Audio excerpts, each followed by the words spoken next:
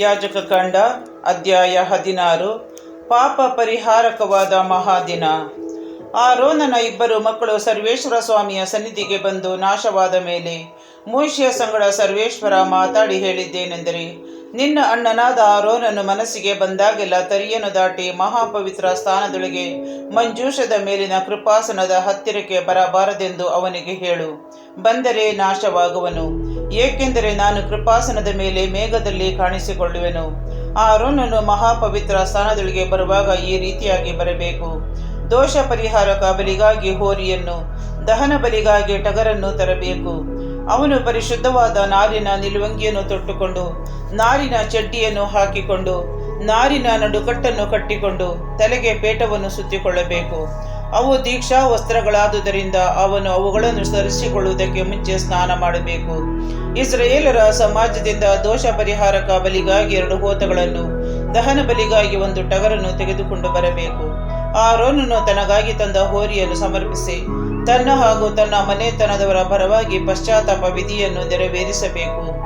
ಆ 2 ಹೋತಗಳನ್ನು ಅವನು ದೇವದರ್ಶನದ ಗುಡಾರದ ಬಾಗಿಲಲ್ಲಿ ಸರ್ವೇಶ್ವರನ ಸನ್ನಿಧಿಯಲ್ಲಿ ನಿಲ್ಲಿಸಬೇಕು.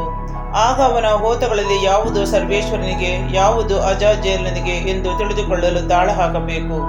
ಯಾವ ಹೋತ ಸರ್ವೇಶ್ವರನದೆಂದು ಗೊತ್ತಾಗುವುದೋ ಅದನ್ನು ಆರೋನನು ದೋಷ ಪರಿಹಾರಕ ಬಲಿಯಾಗಿ ಸಮರ್ಪಿಸಬೇಕು.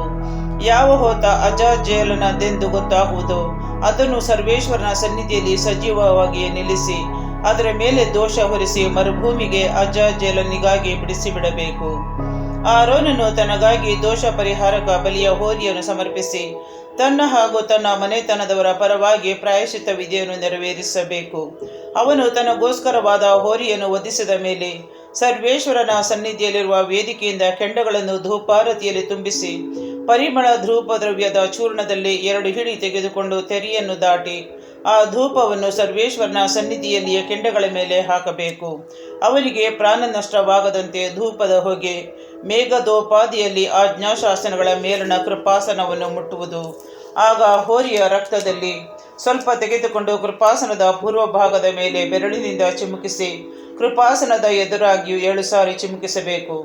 ತರುವಾಯ ಅವನು ಜನರ ಪರವಾಗಿ ದೋಷ ಪರಿಹಾರಕ ಬಲಿಯ ಹೋತವನ್ನು ವಧಿಸಿ ಅದರ ರಕ್ತವನ್ನು ತೆರೆಯೊಳಗೆ ತಂದು ಹೋರಿಯ ರಕ್ತದಿಂದಲೇ ಮಾಡಿದಂತೆಯೇ ಇದರ ರಕ್ತದಿಂದಲೂ ಮಾಡಿ ಕೃಪಾಸನದ ಮೇಲೆಯೂ ಎದುರಾಗಿಯೂ ಚಿಮುಕಿಸಬೇಕು.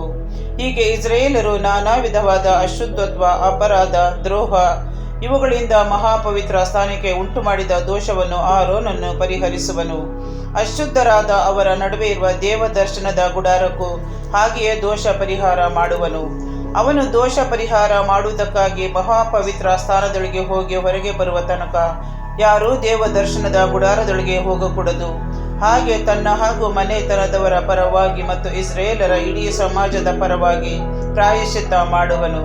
ತರುವಾಯ ಅವನು ಹೊರಗೆ ಬಂದು ಸರ್ವೇಶ್ವರನ ಸನ್ನಿಧಿಯಲ್ಲಿರುವ ಬಲಿಪೀಠದ ಬಳಿಗೆ ಹೋಗಿ ಅದಕ್ಕಾಗಿ ದೋಷ ಪರಿಹಾರ ಮಾಡಬೇಕು. ಆ ಹೋರಿಯ ರಕ್ತದಲ್ಲೂ ಆ ಹೋತದ ರಕ್ತದಲ್ಲೂ ಸ್ವಲ್ಪ ಸ್ವಲ್ಪ ತೆಗೆದುಕೊಂಡು ಪೀಠದ ಕೊಂಬುಗಳಿಗೆ ಸುತ್ತಲೂ ಹಚ್ಚಬೇಕು. ಅವನು ಆ ರಕ್ತದಲ್ಲಿ ಸ್ವಲ್ಪವನ್ನು ಅದರ ಮೇಲೆ 7 ಸಾರಿ ಬೆರಳಿನಿಂದ ಚಿಮುಕಿಸಿ ಇಸ್ರಾಯೇಲರಿಂದ ಅದಕ್ಕುಂಟಾದ ಅಶುದ್ಧತ್ವವನ್ನು ಹೋಗಲಾಡಿಸಿ ಅದನ್ನು ಪರಿಶುದ್ಧಪಡಿಸಬೇಕು. ಪಾಪ ಹೊತ್ತ ಹೋತ. ಮಹಾಪವಿತ್ರ ಸ್ಥಾನ, ದೇವದರ್ಶನದ ಗುಡಾರ, ಪೀಠ ಇವುಗಳಿಗೋಸ್ಕರ ಆರೋನನು ದೋಷ ಪರಿಹಾರ ಮಾಡಿ ಮುಗಿಸಿದ ಮೇಲೆ ಆ ಸಜೀವವಾದ ಹೋತವನ್ನು ತರಿಸಿ ಅದರ ತಲೆಯ ಮೇಲೆ 2 ಕೈಗಳನ್ನಿಟ್ಟು ಇಸ್ರಾಯೇಲರ ಎಲ್ಲಾ ಪಾಪಗಳನ್ನು, ದ್ರೋಹಗಳನ್ನು, ಅಪರಾಧಗಳನ್ನು ಸರ್ವೇಶ್ವರನಿಗೆ ಅರಿಕೆ ಮಾಡಿ ಆ ಹೋತದ ತಲೆಯ ಮೇಲೆ ಹೊರಿಸಿ ಅದನ್ನು ಆ ಕೆಲಸಕ್ಕೆ ನೇಮಕವಾದವರ ಕೈಯಿಂದ ಮರುಭೂಮಿಗೆ ಕಳಿಸಿಬಿಡಬೇಕು. ಆ ಹೋತ ಅವರ ಎಲ್ಲಾ ಪಾಪಗಳನ್ನು ತನ್ನ ಮೇಲೆ ಹೊತ್ತುಕೊಂಡು ದುರ್ಗಮವಾದ ಪ್ರದೇಶಕ್ಕೆ ಒಯ್ಯುವಂತೆ ಆ ಮನುಷ್ಯನು ಅದನ್ನು ಮರುಭೂಮಿಗೆ ತೆಗೆದುಕೊಂಡು ಹೋಗಿ ಅಲ್ಲೇ ಬಿಟ್ಟು ಬಿಡಬೇಕು. ತರುವಾಯ ಆರೋನನು ದೇವದರ್ಶನದ ಗುಡಾರದೊಳಗೆ ಬಂದು ತಾನು ಮಹಾಪವಿತ್ರ ಸ್ಥಾನದೊಳಗೆ ಹೋಗುವುದಕ್ಕಾಗಿ ಧರಿಸಿಕೊಂಡಿದ್ದ ನಾರುಮಡಿಗಳನ್ನು ತೆಗೆದು ಅಲ್ಲೇ ಇಟ್ಟು ಪ್ರಾಕಾರದಲ್ಲಿ ಸ್ನಾನ ಮಾಡಿ ತನ್ನ ವಸ್ತ್ರಗಳನ್ನು ಧರಿಸಿಕೊಳ್ಳಬೇಕು. ಆಗ ಅವನು ಹೊರಗೆ ಬಂದು ತನ್ನ ಹಾಗೂ ಜನಸಮೂಹದ ಪರವಾಗಿ ದಹನ ಬಲಿಗಳನ್ನು ಸಮರ್ಪಿಸಿ ತನ್ನ ಮತ್ತು ಜನರ ಪರವಾಗಿ ಪ್ರಾಯಶ್ಚಿತ್ತ ವಿಧಿಯನ್ನು ನೆರವೇರಿಸಬೇಕು. ಅವನು ದೋಷ ಪರಿಹಾರಕ ಬಲಿ ಪ್ರಾಣಿಗಳ ಕೊಬ್ಬನ್ನು ಬಲಿಪೀಠದ ಮೇಲೆ ಹೋಮ ಮಾಡಬೇಕು. ಅಜಾಜೇಲನಿಗೆ ಹೋತವನ್ನು ಬಿಟ್ಟು ಬಂದವನು ತನ್ನ ಬಟ್ಟೆಗಳನ್ನು ಒಗೆದುಕೊಂಡು ಸ್ನಾನ ಮಾಡಿಯೇ ಪಾಳಿಯಕ್ಕೆ ಬರಬೇಕು. ದೋಷ ಪರಿಹಾರಕ ಬಲಿ ಪ್ರಾಣಿಗಳಾದ ಹೋರಿ ಹೋತಗಳ ರಕ್ತವನ್ನು ಮಹಾಪವಿತ್ರ ಸ್ಥಾನದಲ್ಲಿ ದೋಷ ಪರಿಹಾರ ಮಾಡುವುದಕ್ಕಾಗಿ ತಂದ ಮೇಲೆ ಅವುಗಳ ದೇಹಗಳನ್ನು ಪಾಳೆಯದ ಆಚೆಗೆ ತೆಗೆದುಕೊಂಡು ಹೋಗಿ ಚರ್ಮ, ಮಾಂಸ, ಕಲ್ಮಶಗಳೆಲ್ಲವನ್ನು ಬೆಂಕಿಯಿಂದ ಸುಡಿಸಿಬಿಡಬೇಕು. ಅವುಗಳನ್ನು ಸುಟ್ಟವನು ತನ್ನ ಬಟ್ಟೆಗಳನ್ನು ಒಗೆದುಕೊಂಡು ಸ್ನಾನ ಮಾಡಿಯೇ ಪಾಳೆಯದೊಳಗೆ ಬರಬೇಕು. ಪ್ರಾಯಶ್ಚಿತ್ತ ದಿನಾಚರಣೆ. ಇದು ನಿಮಗೆ ಶಾಶ್ವತವಾದ ನಿಯಮ. ಸ್ವದೇಶಿಯರಾದ ನೀವು ನಿಮ್ಮಲ್ಲಿ ವಾಸ ಮಾಡುವ ಅನ್ಯ ದೇಶದವರೆಲ್ಲರೂ 7ನೆಯ ತಿಂಗಳಿನ 10ನೆಯ ದಿನ ಸಕಲ ವಿಧವಾದ ದುಡಿಮೆಗಳನ್ನು ಬಿಟ್ಟು ತಮ್ಮನ್ನೇ ಪರಿತ್ಯಜಿಸಿಕೊಳ್ಳಬೇಕು. ಏಕೆಂದರೆ ನೀವು ಪರಿಶುದ್ಧರಾಗುವಂತೆ ಆ ದಿನ ನಿಮ್ಮ ಪರವಾಗಿ ಪ್ರಾಯಶ್ಚಿತ್ತ ಮಾಡಲಾಗುವುದು. ಸರ್ವೇಶ್ವರನ ದೃಷ್ಟಿಯಲ್ಲಿ ನಿಮ್ಮ ಎಲ್ಲ ದೋಷಗಳು ನಿವಾರಣೆಯಾಗುವು.